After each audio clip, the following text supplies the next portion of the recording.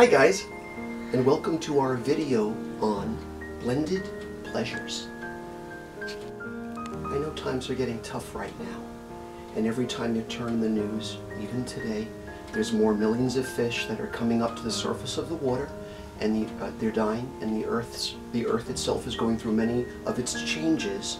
It can be a little scary sometimes, and the way I guess human beings are mirroring it is Charlie Sheen is now a Vatican assassin warlock. So everyone's sort of losing their marbles to some extent.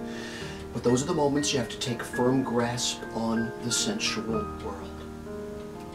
The sensual world is a wonderful place to be. I'm someone that absolutely loves fragrance and texture and color and light and shadow. You have to ask yourself, why long ago, in my case, did you elect to descend into matter in the first place? So there is a lot in the world that can cause you pain, but there's also an awful lot in the world that can cause you pleasure. You don't have to be attached to physical things necessarily to still enjoy them. So it's not necessary that you feel like, oh my God, my tchotchke. But as an artist, I've learned how light and shadow falls on certain objects, and that's certainly helped me to understand better my own art, how to create it, how to make it look so beautiful. It's a visual world, but again, what I like too is it's a very sensual and textural world. I come from a family of crows, so we like things that pick up the light. When my great-grandmother passed away when I was a little guy, I was about 13, but she had taught me how to read when I was just a kid. How to read cards and so forth. As I said before, I have her dead from 1902, but I remember how sad that was to lose her. But a great aunt of mine, a Lithuanian great aunt, had kind of cheered me up in a little way by begifting me with a necklace of amber from Lithuania. Amber crystals, absolutely warm, comforting, stunning. I felt great relief, from being in the energy field of amber. Amber is technically not a mineral, it's actually a resin. One of my favorites is butterscotch amber. It's really, though, considered the lower quality amber, but sometimes it's preference. These ambers come in a brilliant red, a mahogany, a yellow, honey. They're really a tree sap or resin, but I kind of like the butterscotch. Now, it is said that there's electrical charges that come from amber. So if you need to psychically protect yourself from a wild and wacky world out there, sometimes what can be done is you just rub the amber on your body. Sometimes you should even wear amber under a shirt, so that what it in essence is doing is creating that friction, which creates sort of a white light energy around you, and ultimately then it creates, like, for lack of a better description, sort of like a magnetic field that deflects ill-dignified vibrations from infiltrating you. Another piece that I absolutely am very fond of is one I got in Lithuania. With my dad, we had gone to Palanga, to the Amber Museum. This piece is approximately, if you can believe it, it's approximately 40 million years old. It's a documented, photographed piece in the Amber Museum. What I'm thrilled about is it has a spider and 2 gnats included in its resin. Can you imagine that 40 million years ago a Tyrannosaurus Rex was scared by a spider? But they were. Can you see that little spider that got himself stuck in the amber? Poor little guy. But we can have him for all of time. So this is a specimen piece. I wouldn't, of course, take this baby out and rub it on my skin like I would with the working resins. But what a beauty. It's nice to have this in my collection. I have a lot of amber in my collection. I could bring it out here in a wheelbarrow for you. I just brought a few select pieces to show you that indeed what it does is it psychically protects you, so that way, again, you're kind of taking this onslaught of, I hate to say ill-dignified, but whatever it is out there. We don't, sometimes we don't even know. Scientists don't know why nature's behaving this way. But whatever that ill-dignified or vaguely negative vibrational field is in the world currently, Maybe it's always been there. You can protect yourself with amber.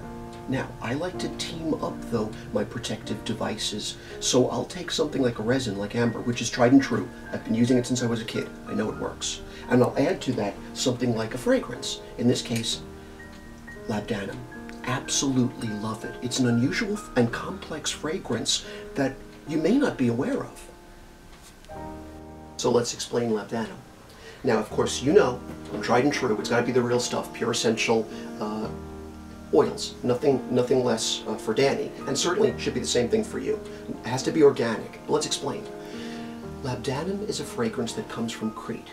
For millennia, what they would do is the high priests and the farmers would send goats out all day into the fields of brush and wild baby roses.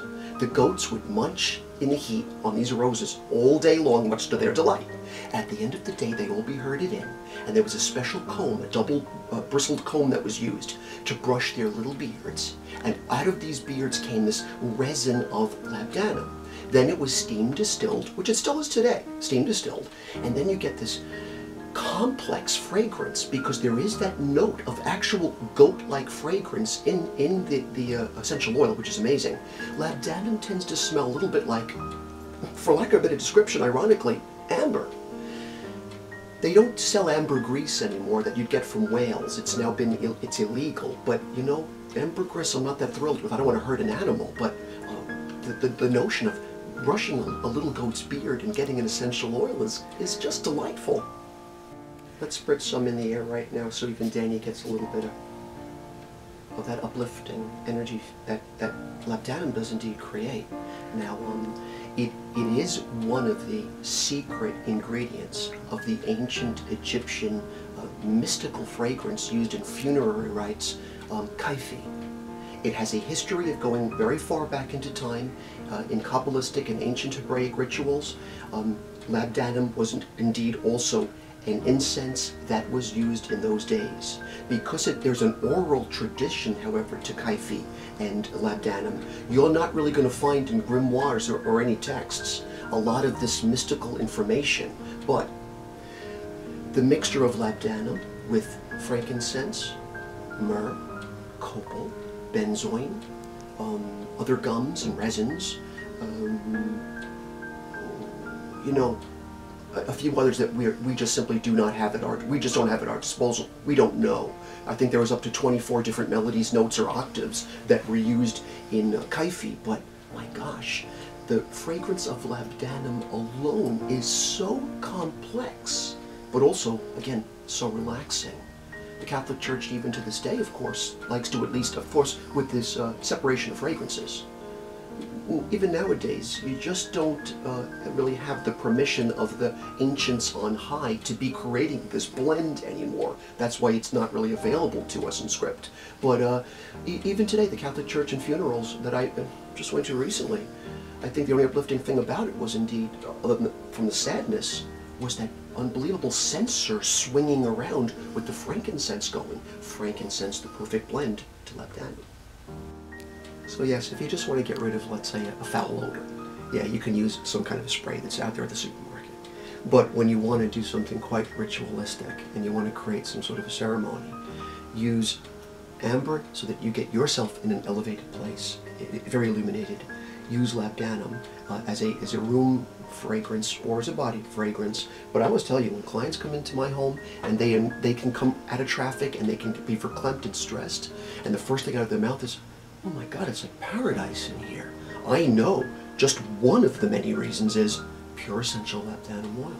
So that said, because obviously I'm nice and relaxed, let's get a sense of how that translates to the psychic energy fields. Okay, let's see.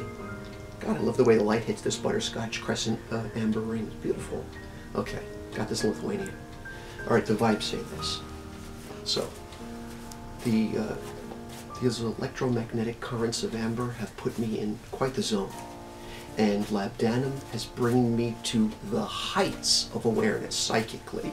So let's see what the vibrational fields have to say today. Vibrational field number 1 says this. Wow, gain. I love this vibe a lot. Now the suggestion then this season, because spring is approaching, is the notion that there'll be competition. There'll be individuals that, let's say, are, yes, competing a little bit with you, but you have to also put it into perspective. We are all realizing a common dream. At this stage in time, more than ever, that's the way it should be. Healthy competition's great, as long as we are indeed all realizing a common dream. And then we create what this Kabbalistic vibe, Yesod, means. Number 9 represents gain.